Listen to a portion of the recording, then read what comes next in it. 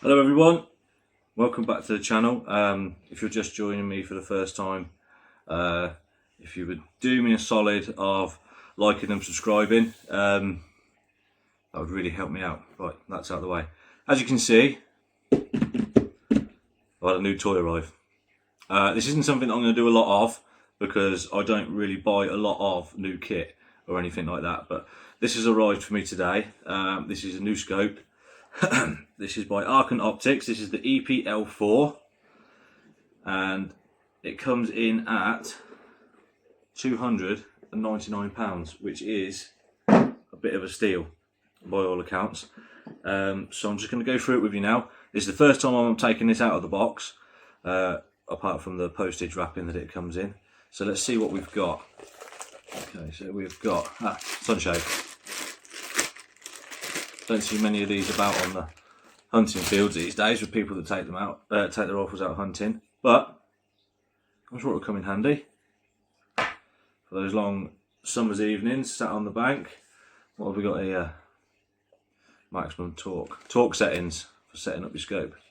Very important, handy to have. Lovely. Let's get these little bits and pieces out of the way. Got a nice little envelope here. Yeah, it's just a lens cloth in there. Anybody sending out a new scope that hasn't got a lens cloth in it, you shouldn't be sending out a scope. Those of us that do it, we've probably got loads of these sat in the drawer somewhere. Spare battery, Allen key. That is for setting the turret when you are finished and whatnot. I'll go over that in a second. Arken Optics sticker, love a sticker, another one to go on the cabinet. Right, let's get this out.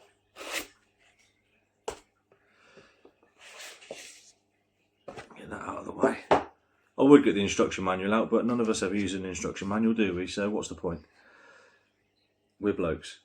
So this is the Arken Optics EPL-4. So I've got the 4-16 by 44 here in a front focal plane.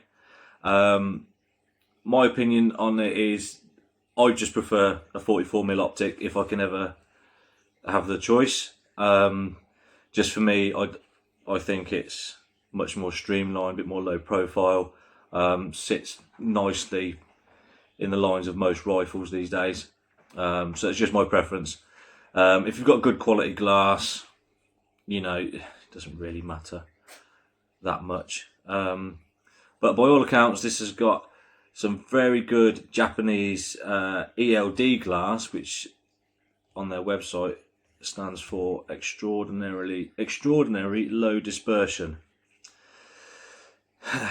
which I'm assuming is transferring the light from the lenses to your eye. It's front focal plane, which means when you zoom in and out of the zoom range, what's going to happen is the crosshair basically goes with it, and your aim points for holdover don't change. Whereas with a second focal plane optic, you do get a shift in point of impact on your holdover marks and your zero when you move in and out of the zoom ring. Quick specs, 13 inches long.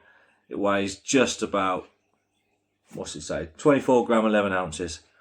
And the eye relief is pretty short. It's 3.6 inches on the eye relief, which is okay for me. I'm under 6 foot, so that's not really much of a problem for me.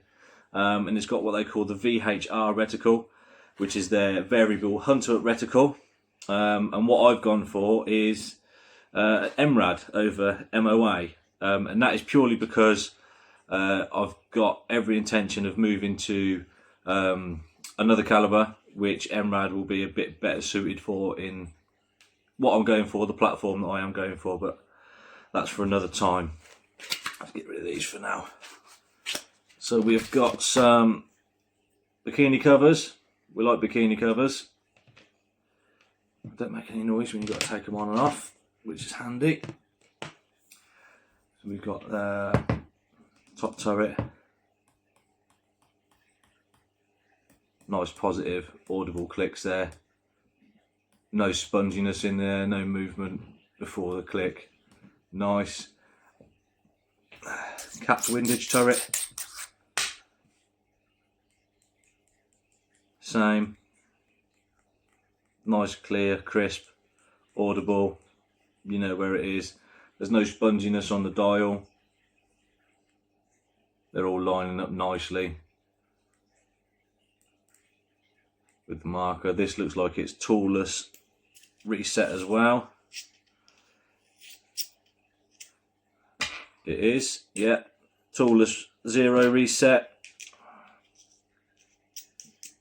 Now the elevation turret is not toolless. You do require the Allen key provided for that, and that is these couple of grub screws. You've got 3 stainless steel grub screws around the top of the turret in the knurly bit, and that is what you use to reset your turret back to 0 when you've finished zeroing. And then you've got a brass grub screw and a stainless steel grub screw on the top. Now that is to set the 0 stop. I'm not going to mess about with that today. When the time comes to zero it in, I might do a video on that just to explain that to you. There's plenty of videos on these online anyways, and it's a really simple system, but basically that grub screw hits a metal stop on top of the turret inside, so you just reset to 0, bang, it stops. You know exactly where you are. Obviously a nice matte finish. Glass looks very nice. Glass focus. Eye bell, that's quite stiff, but that'll wear in obviously the more you use it. But usually once that's set, most of us never really bother. Side focus, that's nice as well. Yeah, that's moving nicely. Illuminated reticle, I haven't had a look through it yet with the battery in. Like I say, you're going through this with me, so.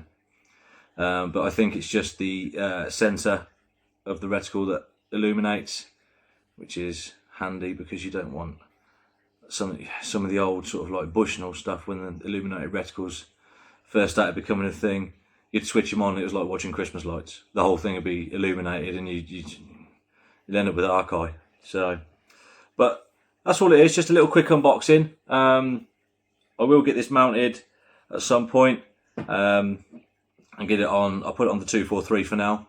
Just to get it out and get it used, but the 243 will be leaving soon, and I will be getting something else in its place, so keep an eye out for that. Thanks for joining me.